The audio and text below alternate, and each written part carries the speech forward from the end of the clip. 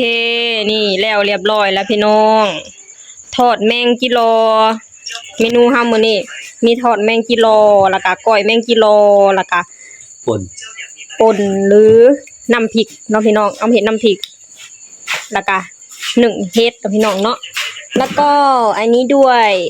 1ข่ากับหมักแข้งเนาะพี่น้องเนาะพี่น้องมาใส่ 2,000 มาใส่อันเอามาอันกินอยู่เพื่อนในหอมเนาะพี่น้องเนาะมื้อนี้ใหญ่บ่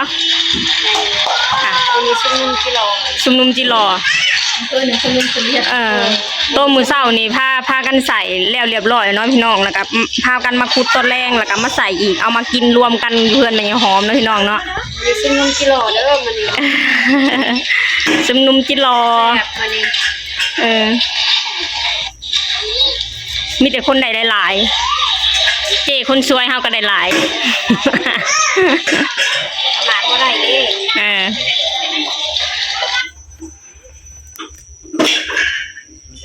มาใส่กันบัดนี้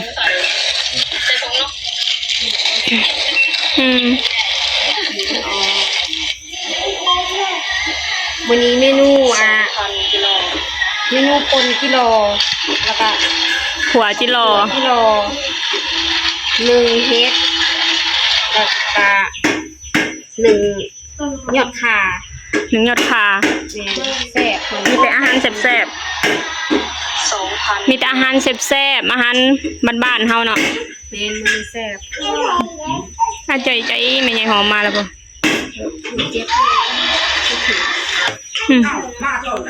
มาตอนไหน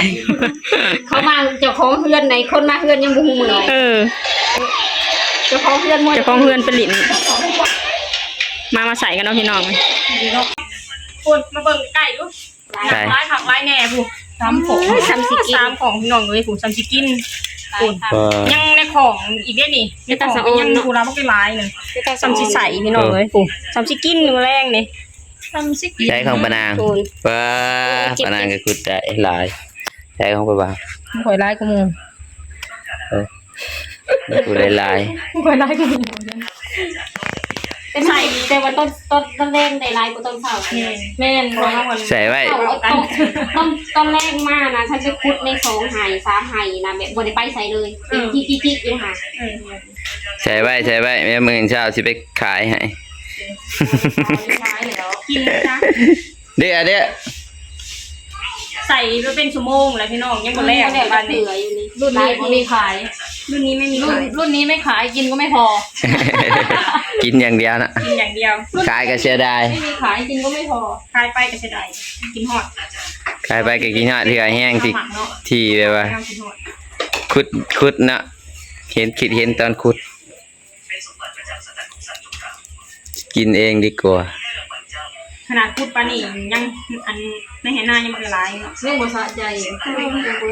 กินหอดมันหลายแห้งมันแรงนี่ดีก้นปับๆมันแรงรับตาไปหูก้นรับตาไปนี่เห็นก้นมันจะลอยอยู่ในหูมารับไปเทื่อที่1จนจะลอยในหูรับไปเทื่อที่2หัวออกมาแล้วกำคุยมันหนาคิ้วแม่นอาจารย์ได้ปั่นขนาดคืออย่างมาหาเลาะขุดควายน้อย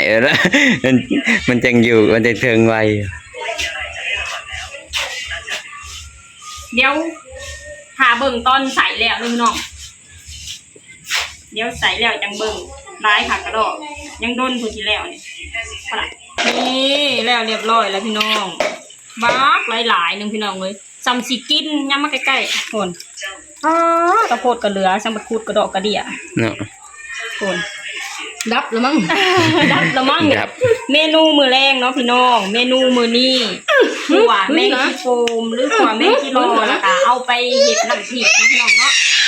เอาไปเห็ดน้ำพริกเนาะพี่น้องเอาไปเห็ดน้ำพริกแล้วก็กินกับ1ข่า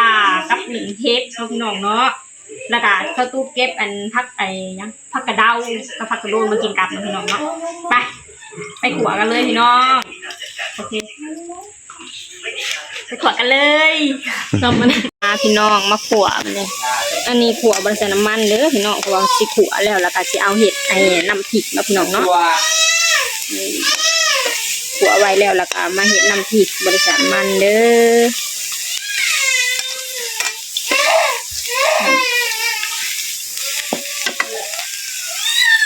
สุกแล้วเนาะพี่น้องเดี๋ยวมาขัวตัวขัวกินต่อเนาะพี่น้องเนาะ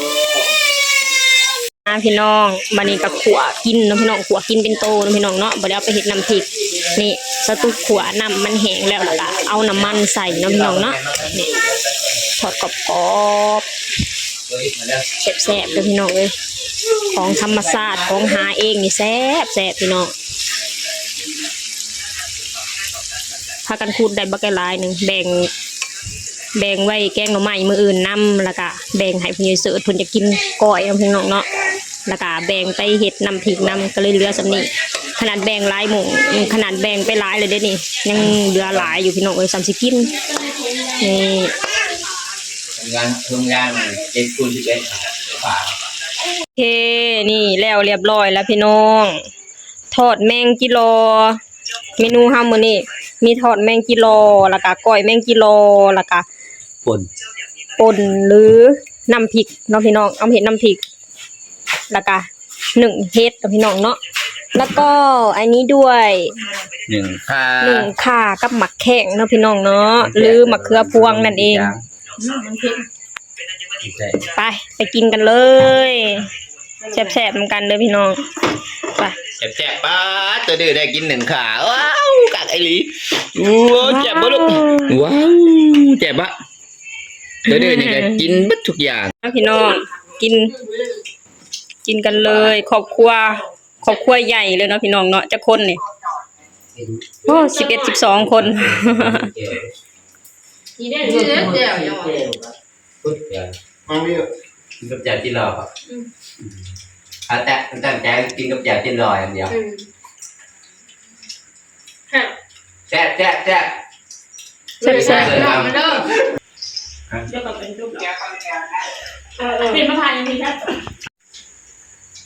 ว่าได้นอนตัวจริงอยู่มั้งกลางอ่อนนะกินกับป่นจีนรอแซ่บไม่ใหญ่กินแซ่บเรื่องแบบนี้บัดยังเห็ดโลนึงบัดเหรอแซ่บด้วยพี่น้องใบน้อยเอาอย่างน้อยลูกค่ะมันใบน้อยมันดอกน้อยอ่ะให้พ่อมีแบบเปิดอะไรเลยนี่เดี๋ยวแข็งกินหรือเปล่าได้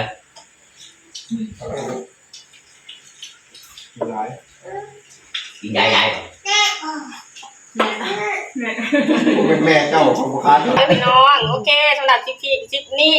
สตุ๊กก็จะขอจบลงตรงนี้ก่อนเด้อฝากให้พี่น้องเสิร์ฟกดไลค์กดแชร์กดติดตามในช่องบาดอนกับสตุ๊กเนี่ยเด้อสบายดีสวัสดีค่ะ